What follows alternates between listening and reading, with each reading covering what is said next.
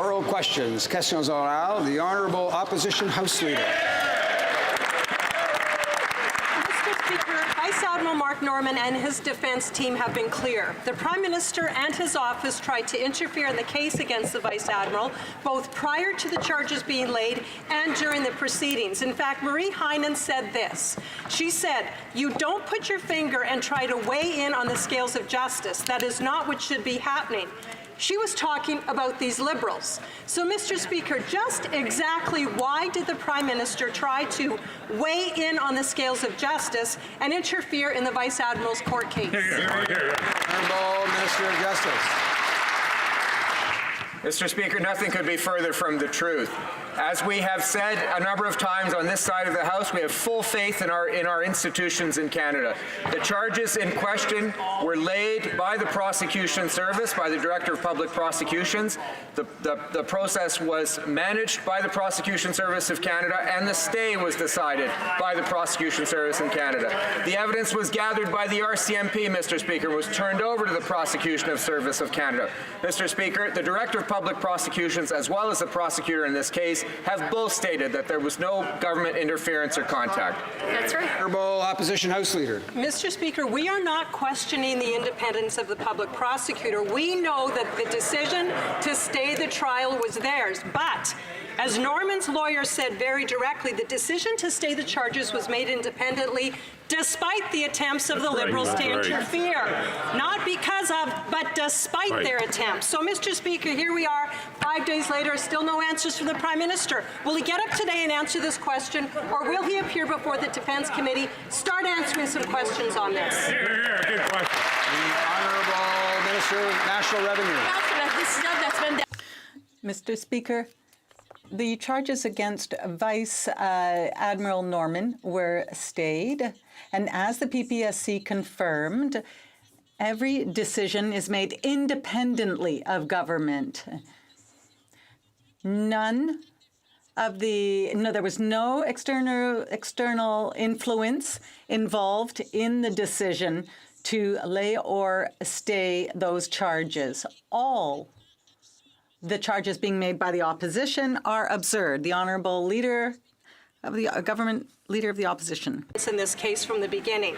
Yes. Vice-Admiral Norman's defense counsel said this. She said, "No person in this country should walk into a courtroom and feel that they are fighting their elected government or any sort of political interference." She was talking about the Liberal government, Mr. Speaker. So, Mr. Speaker, will the Liberals on the Defence Committee block the truth from coming out, or will they allow this to come before the committee, allow us to call witnesses, and get to the bottom of this? Yes or no? The Honourable Minister of National Revenue. Mr. Speaker, the PPSC works independently from government, as do committees, and we await the outcome of their deliberations. With respect to Vice-Admiral Norman, the Public Prosecution Service of Canada has stayed the prosecution. No factors outside were taken in that decision-making. There was no external influence on the PPSC, including any sort of political influence, or in the decision to suspend or stay the prosecution. And any statement to the contrary is absurd. The Honourable Member for Mitcham-Arthabaska. Mr. Speaker, the Liberals are the only one thinking there was no political interference.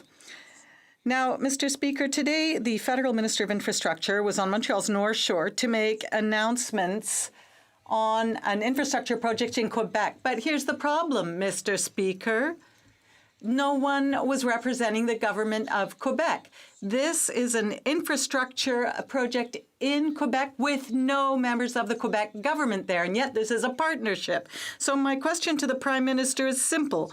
Why was the government of Quebec not in an attendance at a federal provincial project attendance? The Honourable Minister of Family, Children and Skills Development. Thank you very much.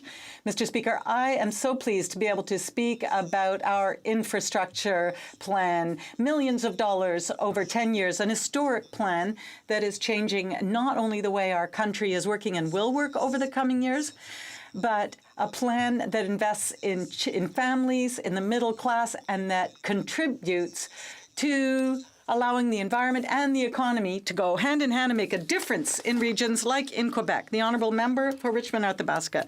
Mr. Speaker, the Liberal government is dealing with conflict on several files with Ontario, Saskatchewan, Manitoba, New Brunswick, Alberta, British Columbia, and Quebec. Over the weekend, this same minister, the Minister for Families and Liberal member from Quebec and from Louis-Hébert, publicly and directly attacked the government of Quebec. This attitude is disrespectful of the government of Quebec. So I repeat my question. Why is it that for a federal provincial project, the government of Quebec, no member of that government, was in attendance? The Honourable Minister of Families and Children. Thank you, Mr. Speaker. Once again, I am more than happy to speak about our government's investments in Quebec. We have worked with important stakeholders in Quebec City, a structural transportation program for the city of Quebec City that will reduce congestion, that will save time for families by reducing the amount of time they have to spend in their cars. It will reduce pollution. It will increase the quality of lives for families, and it will contribute to economic growth. And we're very proud of that. For Burnaby South, order. Thank you.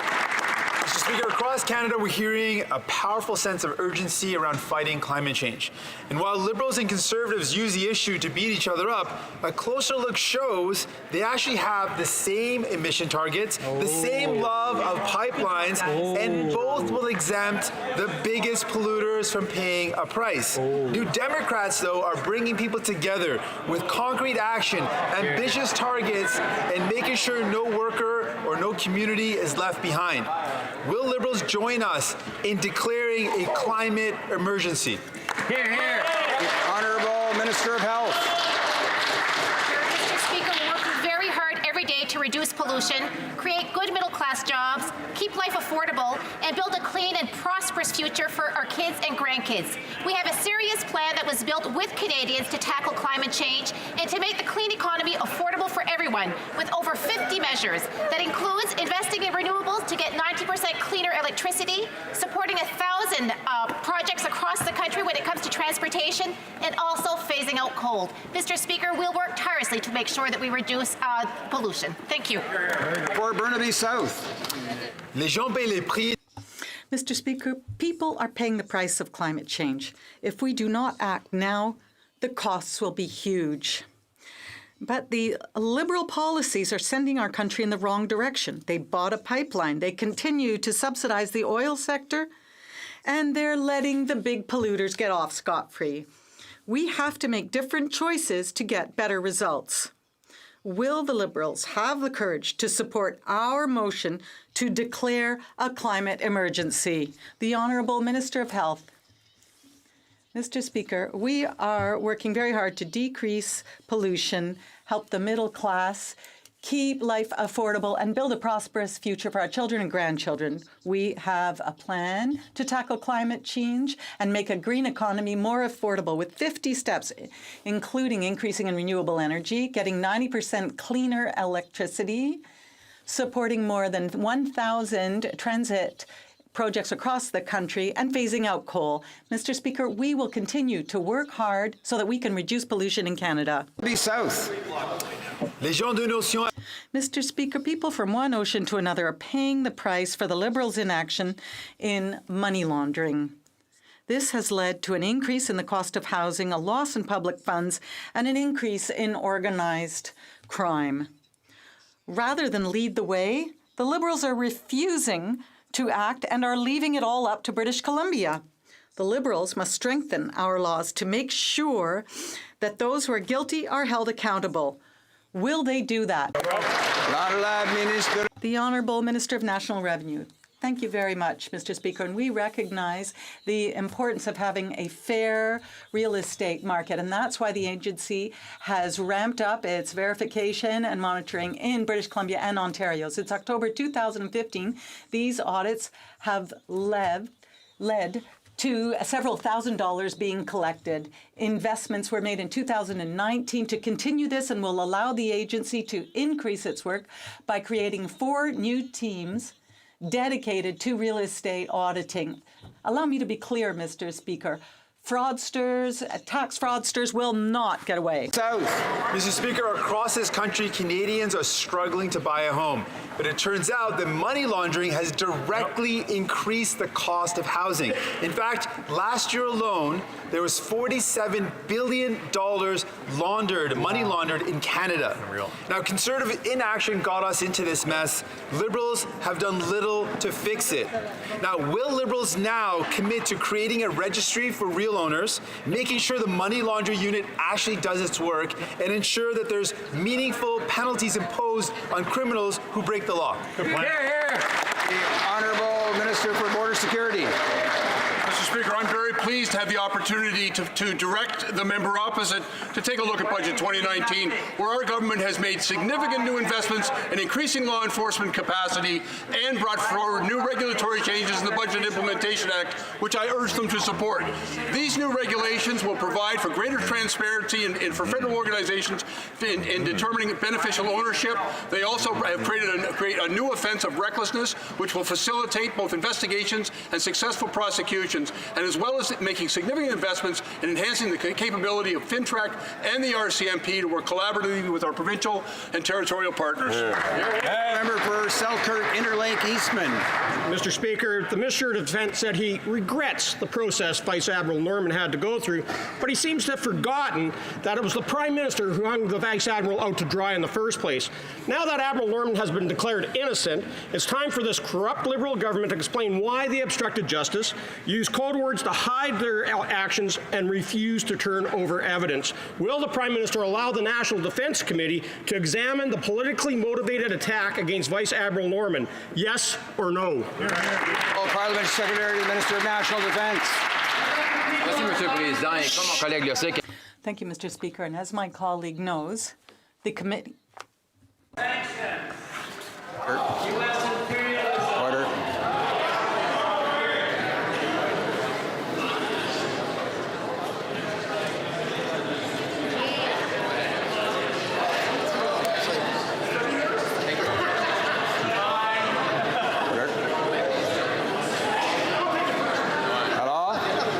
Order.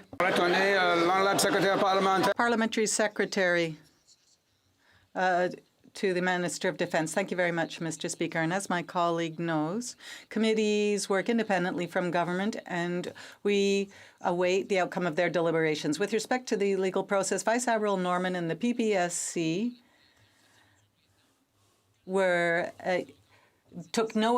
did not take into account any external factors, and there was no outside influence on the PPSC, including political interference on the initial decision to lay the charges nor to stay the prosecution.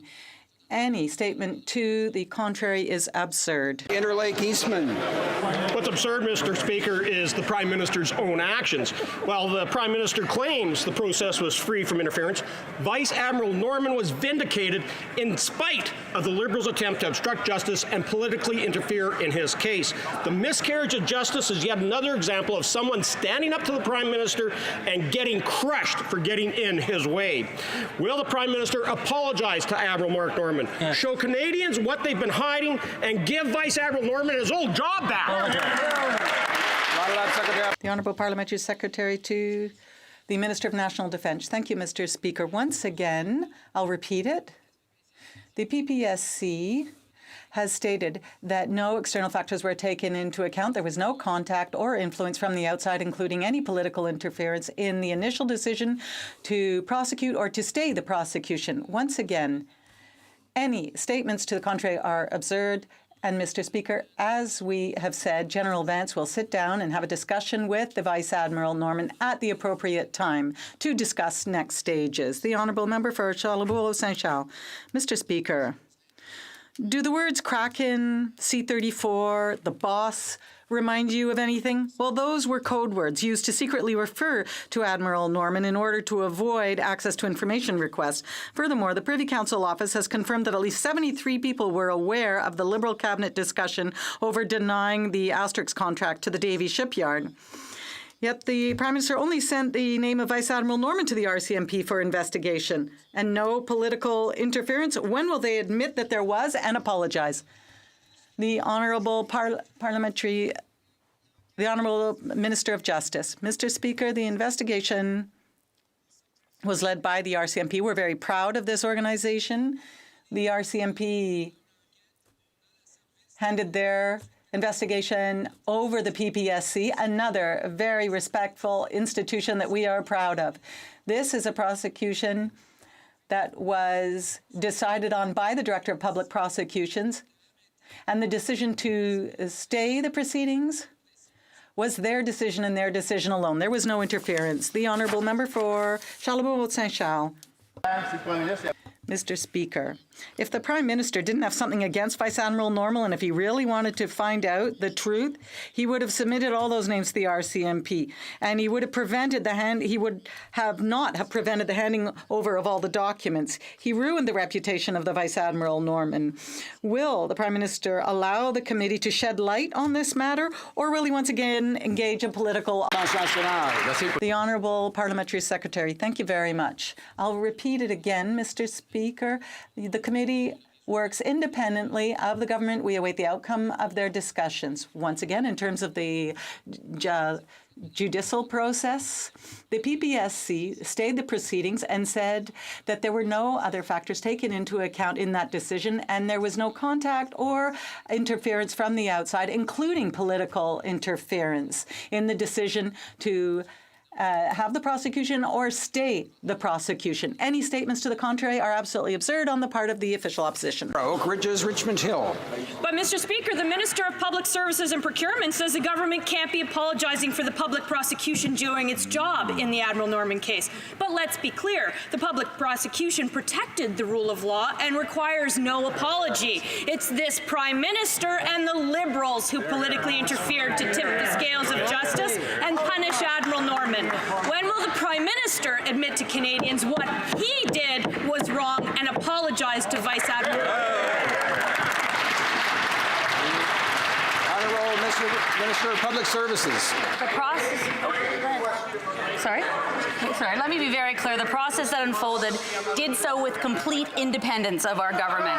The investigation, the decision to delay and stay proceedings, and in fact the prosecution itself was handled by the Public Prosecution Service of Canada. Canadians can be very confident in the independence of our judicial system, Mr. Speaker.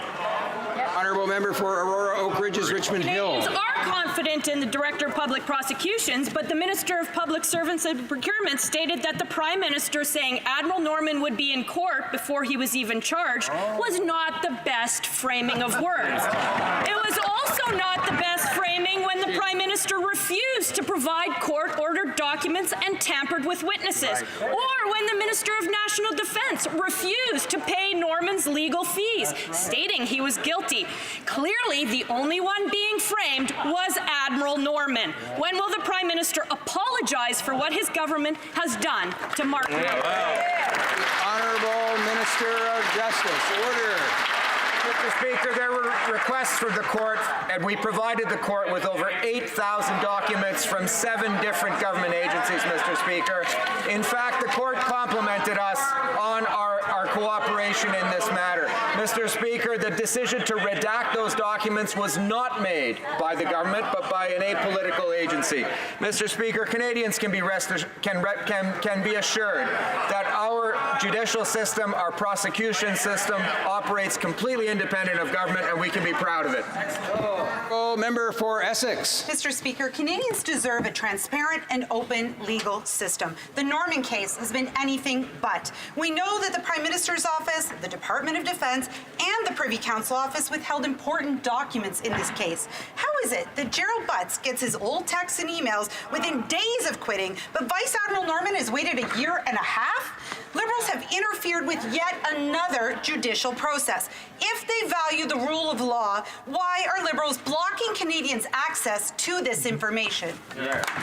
Honourable Minister of Justice. Mr. Speaker, all the various premises of that question are categorically false. The Department of Justice cooperated, Mr. Speaker, with the court in order to provide the requested documents. The documents that were requested were given over, Mr. Speaker, over 8,000 of them from 7 different agencies. Of course that takes time, Mr. Speaker. And the redaction, Mr. Speaker, was done independently from political bodies. Mr. Speaker, the court itself cited the government and its cooperation in this matter. Yeah. Very good. Member for Essex. The denial story isn't working. The Liberal government doesn't get to decide to uphold the rule of law when it only benefits them. This Prime Minister promised he would do things differently, but his office has been involved now in 2 different cases of potentially interfering in our independent justice system. Mark Norman's lawyer clearly said the PMO was, quote, counseling witnesses as to what they could and could not say. Our independent justice system does not belong to the Liberals. When will they get out of the way and allow Canadians to know what happened? The Honourable Minister of Justice. Mr. Speaker, it's a curious question with an accusation which is baseless. In fact, Mr. Speaker, in this particular case, the PPSC was acting independently of the federal government because the supervisory role in this case under the Criminal Code was actually held by the Attorney General for Ontario, Mr. Speaker. The Director of Public Prosecutions has said, and the prosecutor in question has said, that there was no contact or government interference in this case. The Honourable Member for Mégantic-Clairette. Mr. Speaker, after 2 months of inaction on the canola file, the Prime Minister has just realized that this is a political crisis. His response? Rather surprising. He's going to continue to do nothing and just wait. No complaint filed with the WTO, no new ambassador, nothing, Mr. Speaker. The Minister of Agriculture has just returned from Japan, where all the agricultural ministers of the G20 were in attendance. Did she stand up and demand a firm date for a technical delegation to go to China, yes or no? Minister of International Trade. It's very good the honourable member hasn't been paying closer attention to the file. If he would have been paying closer attention to the file, he would know that there has been a continuous engagement and that we seek to be invited to China to talk to the scientists about the accusation that there is impurity in canola. Secondly, has he been paying attention to the generous support for producers that has been called a very important... I'll ask the Honourable Minister to just finish up for the last 10 seconds or so, and then we're going to go to the next question. There's too much noise in the House. The Honourable Minister. Speaker, the member is not paying attention to what the Premier of Saskatchewan has said, nor is he paying attention to the expansion of export markets, nor is he paying attention to the very interesting meeting that the Minister of Agriculture has had in Japan with her counterparts, and we'll know more about that in a matter of days. Honourable Member for Red Deer, Mountain View. Order. But, Mr. Speaker, a loan guarantee is no substitute for weak trade policy. Right. The Conservative leader has outlined 3 concrete steps to stand up for our canola farmers. Appoint an ambassador to China, launch a WTO trade complaint against China, and to pull funds from the Chinese-run Asian Infrastructure Investment Bank.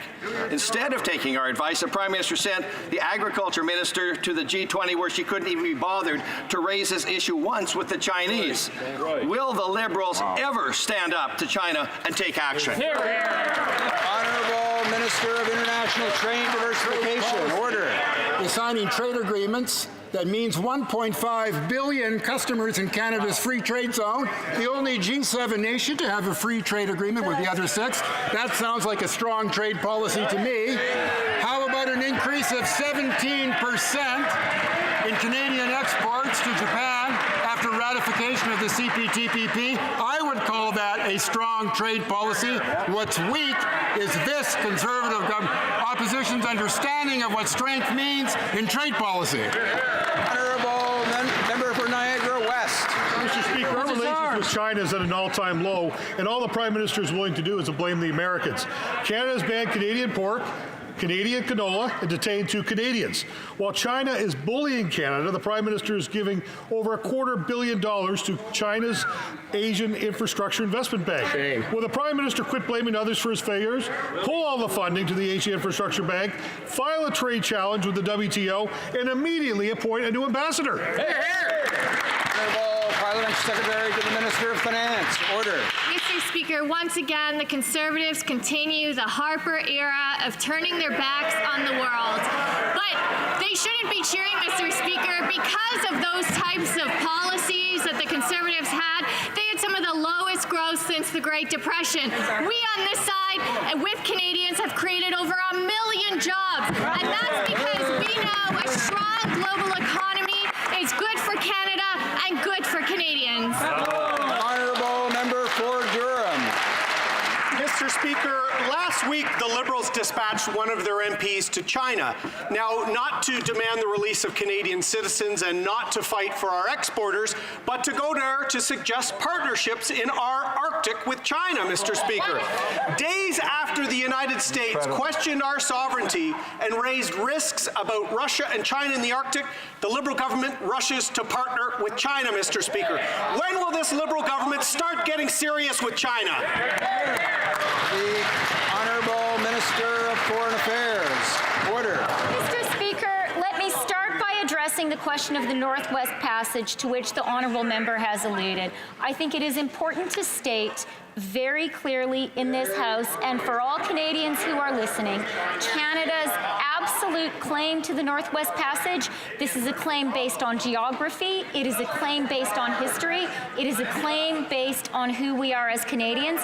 And we are very clear on that, as I was in my meeting with Secretary Pompeo in Finland last week. Thank you. The Honourable Member for Longueuil Saint-Hubert. Mr. Speaker, when you ask most people to pay their taxes but give tax holidays to billionaires, it's clear that there is a problem. Canada is the only country in the G7 that applies a sales tax, as if the internet didn't exist. The multinational web giant should respect the same rules as businesses here. Will the government finally support the NDP bill so that our tax laws respond to the digital economy? Government is committed to ensuring that Canada's tax system is fair and creates a strong middle class. But the issue of how to appropriately tax web giants is not uniquely Canadian. In fact, it's a global issue. That's precisely why Canada is working with our international partners, including the OECD, to come up with a consensus-based approach.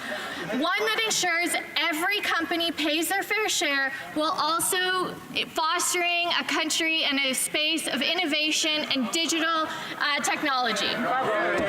For New Westminster, Burnaby. Well, the fact is, the Liberals are protecting the web giants from paying taxes, and that's irresponsible. Now, a BC report estimates that money laundering in Canada under the Liberals now reaches close to $50 billion annually. Money laundering is not a victimless crime, and it has caused a major increase in home prices in the Lower Mainland and elsewhere. Now, this Liberal government refuses to crack down on rampant money laundering. They failed to allocate staffing and resources. They refuse the necessary tools. Why is the government refusing to take these actions, and who are they protecting now? The Honourable Minister of National Revenue. This government knows how important it is for all Canadians to have access to housing. Now, in British Columbia and in Ontario, since 2015, there have been audits and investments, millions of dollars in the 2018-2019 budget in order to support the housing market. Thank you, Mr. Speaker. Erin Mills. Mr. Speaker, in June, Vancouver will host Women Deliver, the world's largest conference on gender equality and the health, rights, and well-being of women and girls around the world. Women Deliver bring together people from over 160 countries with a common goal: to activate and mobilize communities across the globe to push the needle towards progress. Can the Minister of International Development and the Minister of Women and Gender Equality tell this House how Canadians can join this movement, promote gender equality, and change the narrative worldwide? Honourable Minister of Women and Gender Equality. Mr. Speaker, in Canada and around the world, women are rising. Global women's marches, Me Too, and other movements like it remind us of the progress made, the work remaining, and the need to push back against the pushback. This June in Vancouver, we will be hosting Women Deliver, an opportunity to raise awareness and build momentum to achieve the Sustainable Development Goals by 2030. Our government believes that advancing gender equality is the right thing to do. It's also about tapping into the $150 billion economy in Canada, the $12 trillion economy around the world. Our approach is working, Mr. Speaker. 1 million jobs have been created in Canada since we got elected.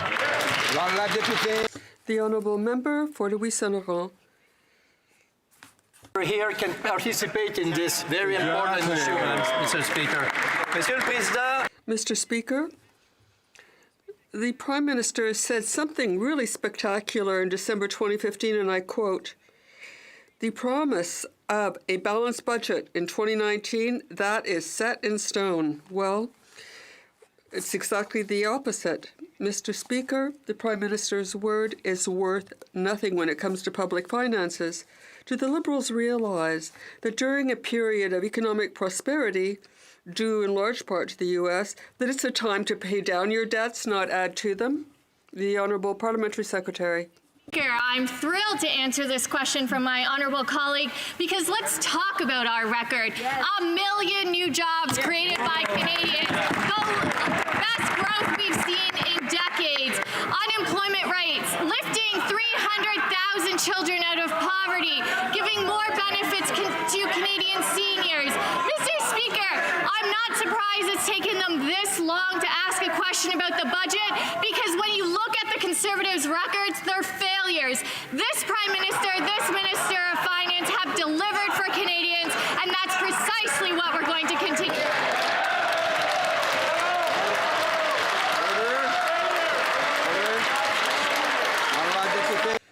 The Honourable Member for Louis-Saint-Laurent. Well, under the Conservative government, created 1 million jobs and with a balanced budget. Now, the Liberal Party got elected committing to 3 small deficits and 0 deficit in 2019. Do the Liberals know that they can't just go across Canada saying to Canadians, this is how we've managed our finances? There's been no accountability for what they said in 2015.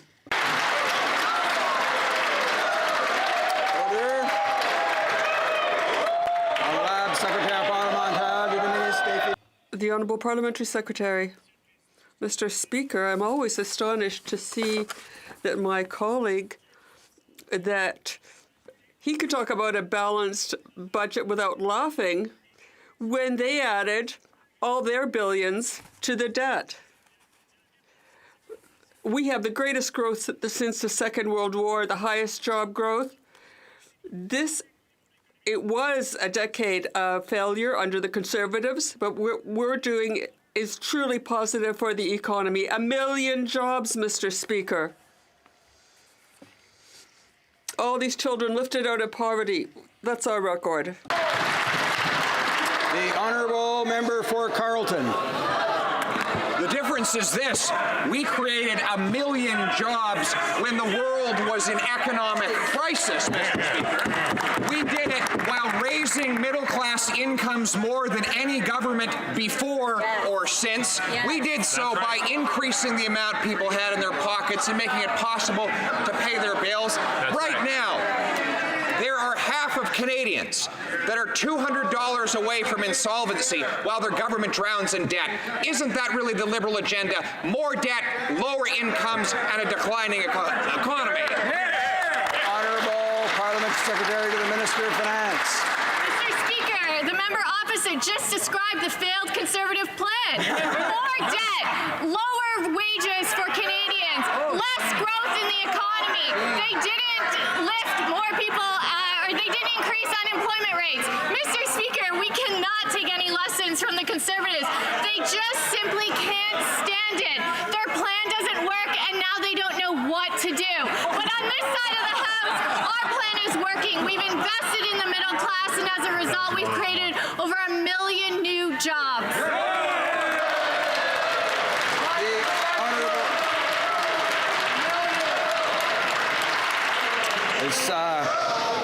This back and forth is interesting, but it is taking some time. These presentations and standing ovations and such, it's cutting into our time. Ask honourable members to use their discretion in that regard. The honourable member for Carleton. The cold, hard facts delivered from Stats Canada demonstrate the best middle-class income growth of any government before or since happened under the Conservatives. 1 million net new jobs, the lowest debt and deficit in the G7, the highest economic growth in the G7, the last in and first out of the great global recession. That's what we did in the hard global times. Imagine, Mr. Speaker, what we can do with when times are good. We will eliminate their deficit, lower the taxes, and leave more money in the pockets of people who learned it. When will they learn that their theory of trickle-down government doesn't work? The Honourable Parliament Secretary to the Minister of Finance. Order. Mr. Speaker, I don't have the stomach to imagine what the Conservatives would continue to do with our economy after the disastrous 10 years they did. I'm glad that they also recognize now the importance. No, it's now too noisy for, I'm sure there are other honourable members that wish to hear what the Parliamentary Secretary is saying. The same thing can happen when we have responses from the other side. I'd ask all honourable members to keep the noise down. I'll ask the Honourable Parliamentary Secretary to wrap up 15 seconds. The Honourable Parliamentary Secretary. Speaker, at the end of the day, the Conservatives will continue like the Ford government plan, which is cuts to Canadian families that need it and increased spending for millionaires. We're focused on Canadians, and as a result, we have one of the best economies in the G7, and we're going to keep working for Canadians. The Honourable Member for Saint-Hyacinthe-Bagot. Mr. Speaker, William Morissette from New Brunswick has a cancer that prevents him from working. He has used up his 15 weeks of sick leave and doesn't have access to disability benefits. Besides having to fight cancer, William, although he's surrounded by 32 Liberal members in the Atlantic, has to fight this Liberal government. William, like millions, or rather like thousands of people, believe the Prime Minister and his minister when they promised to fix these unjust benefit system. When will they finally honour the promise towards William and others like him? The Honourable Minister for Families. Thank you, Mr. Speaker, and I thank my colleague for raising this issue, which is at the very heart of the mandate we have to work for families and to help people who are struggling to join the middle class, to help people who have lost their jobs because of terrible health issues. We want, and we put in place, substantive improvements to our EI system and the healthcare system. We're going to add 2 more benefits to make sure that these people get the help they need. The changes to the asylum system the Prime Minister tried to sneak through in the omnibus budget bill show his true colors. Despite Liberal promises, there was no gender-based analysis done. When experts at the Immigration Committee pointed this out, government members had no answers. The changes will disproportionately impact women and girls fleeing violence by denying their right to seek protection in Canada. 46 women organizations from across Canada sent an open letter to the Prime Minister condemning these changes. Will the Prime Minister do what is right and withdraw these provisions, or is he just content that his version of feminism is just for show? Honourable Minister for Border Security. Mr. Speaker, let me be very clear. Canada remains absolutely committed to a fair and compassionate refugee protection system, and everyone who comes to this country will be afforded a hearing. So we've been equally clear that any individual who is determined to be in need of protection will receive Canada's protection. Honourable Member for Kamloops, Thompson, Caribou. Mr. Speaker, a majority of Canadians are really worried about the rising prices of gas. In my riding, in my province, they are looking at tight budgets already and deciding what essentials need to be cut. The Liberals handing out millions of dollars to their billionaire friends at Loblaws is doing nothing for affordability. Meanwhile, we have the Prime Minister and the Environment Minister jet-setting around the world with abandon.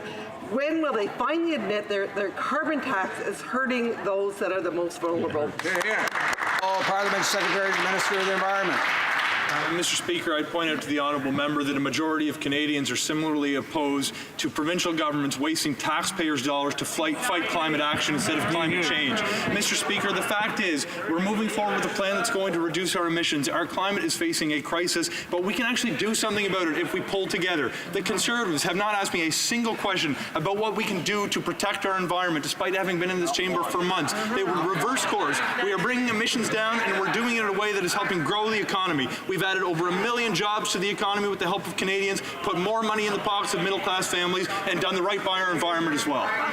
Member for Sarnia-Lambton. Mr. Speaker, the Liberals don't have an environmental plan, they have a tax plan. And since they've put the carbon tax in place, the price of gas has gone up, the price of home heating has gone up, and Canadians are paying more for food as businesses raise their prices to cover the cost of the carbon tax. So why are the Liberals continuing to raise taxes on families and seniors who can least afford it? The Honourable Parliament Secretary and Minister of the Environment. Speaker, the honourable member knows that our plan to put a price on pollution is going to put more money in the pockets of 8 out of 10 families in the province of Ontario. I'm curious whether the honourable member is actually going to be claiming her climate action instead of this tax here. Mr. Speaker, the fact is the Conservatives have not been concerned about affordability until it became politically convenient. When we put more money in the pockets of 9 out of 10 Canadian families by improving the Canada Child Benefit, they voted against it. When we cut taxes for 9 million middle-class Canadians and raised on the wealthiest 1%, they voted against it. When we beefed up the guaranteed income supplement for low-income single seniors to make life more affordable for the most vulnerable Canadians, they voted against it. The honourable member for Barrie-Innisfil. Well, here's how their plan is working, Mr. Speaker. The number of Canadians who are $200 or less away from not being able to pay their bills every month has climbed to 48%, while 26% can't even cover their bills. So what does the Prime Minister do? He imposes a carbon tax on the necessities of life, driving up the cost of everything on seniors and families who can't afford it. Gas prices are skyrocketing. Groceries are going up with this new carbon tax. Why doesn't the Prime Minister just admit that his plan is not an environmental plan? It's a tax plan that will do nothing to reduce emissions. The Honourable Parliament Secretary of the Environment and Climate Change. Mr. Speaker, in the first month that our plan to put a price on pollution took effect, the honourable member's province added 45,000 jobs to the provincial economy. I'm curious, Mr. Speaker, if he's claiming this is going to be gloom and doom, why it's working so well. Mr. Speaker, the fact is we've had a plan that's going to reduce emissions from day one. We have had a plan that's going to grow the economy from day one, and most importantly, we're going to have a plan that will make life more affordable for Canadians from day one. If the honourable member doesn't want to take my word for it, I'd point him gladly to the Parliamentary Budget Office report, who confirms this to be a fact. Member for South Surrey, White Rock. Well, thank you, kind Speaker. The United Nations recently released its report on biodiversity. The headlines read, "Nature's dangerous decline unprecedented. 1 million species face extinction, and we must fix nature to avoid human misery." Innumerable scientific studies have documented the human cost of climate change, yet many people and parties, even in this House, remain stuck in denial with no plan to save nature and thus humanity. Would the Parliamentary Secretary please give us specifics with respect to the action that is being taken by our government to protect nature and thus humankind? Parliament Secretary and the Minister of the Environment. Mr. Speaker, the UN report to which the honourable member refers paints a very stark picture of the challenge facing nature today.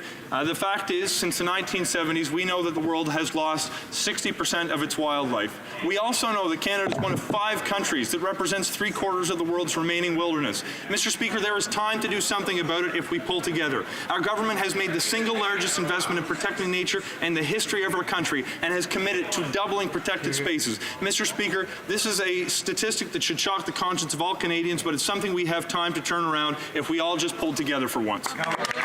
Member for Banff Airdrie.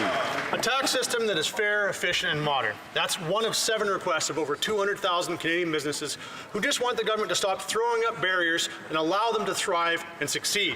Instead, what the Liberals have given Canadian businesses is tax increases like a job-killing carbon tax, higher payroll taxes, and complicated red tape that will hurt many small businesses. Will the Liberals accept the recommendations of the Canadian Chamber of Commerce, or are they just going to keep calling Canadian small business owners tax cheats? Honourable Minister for Small Business and Export Promotion. Mr. Speaker, our government works hard for our small businesses. We've cut over 400 regulatory irritants for small businesses. We have cut more red tape in the last 3.5 years than you did in the last 10 years. That is working hard for small businesses in this country. Good job. Honourable Member for Esquimalt Saanich Sooke. Mr. Speaker, the southern red killer whales are under immediate threat of extinction. Yet the Liberal government's recovery plan lacks urgency and fails to take on the major threat to these orcas, oil tankers and freighters. While the government has banned local small craft from the Swiftsure Bank, the most critical piece of habitat for the orcas, it will continue to allow more than 13,000 freighters and oil tankers to transit the bank each year. That makes no sense. In order to protect these endangered orcas, will the government act immediately to realign the commercial shipping lanes and move the major noise and pollution threats away from the Swiftsure Bank? Hear, hear. The Honourable Minister of Transport. We are taking unprecedented steps with respect to transportation, with respect to ships passing through not only the Strait of Juan de Fuca, where they displace themselves, but also where they slow down when they're going through Boundary Pass and the Harrow Strait. We have also put in place minimum distances from southern resident killer whales that are unprecedented, that make us leaders in the world. We take this issue extremely seriously, and we're very proud of what we have done. Honourable Member for Newmarket Aurora. Mr. Speaker, small businesses in both Newmarket and Aurora have told me how important it is for them to export to new markets. Reaching global markets not only helps their businesses find new clients, it also means better paying jobs right here at home. How is the Minister of Small Business and Export Promotion helping our best and most promising small businesses prepare to export to these new markets? Good question. Minister of Small Business and Export Promotion.